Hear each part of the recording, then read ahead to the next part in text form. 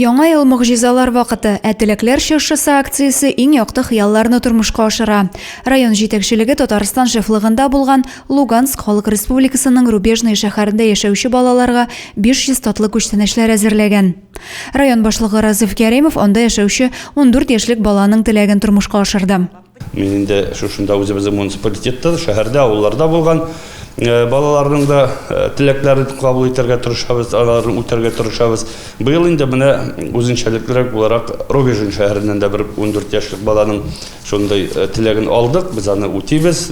Районда балалар чыршы бәйрәме быел да уку алдынгылары активистларны хөрмәтләп уздырылачак.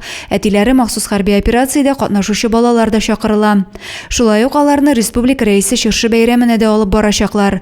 7000гә якын укучы һәм балалар бакчасында тәрбияләнүче балаларга тәм-томнар тутырылган тартмалар әзерләнгән. 15 елдан бирле Зәй муниципаль районында яңа ел бүләкләрен без мәктәп балаларына, садик балаларына 100% күләмдә тапшырып киләбез. Быел инде башка елларга үзенчәлеклерәк буларак әле без менә Рубежный шәһәрендәге балаларга да, мәктәп балаларына да 500 яңа ел бүләкләре җибәрәбез. Район җитәкчелеге яңа ел бәйрәмендә һәр баланың кәефе күтәренке булсын өчен тырыша. Адилә Бурханова, Максим Майоров, Александр Тимофеев, Зәй хәбәрләре.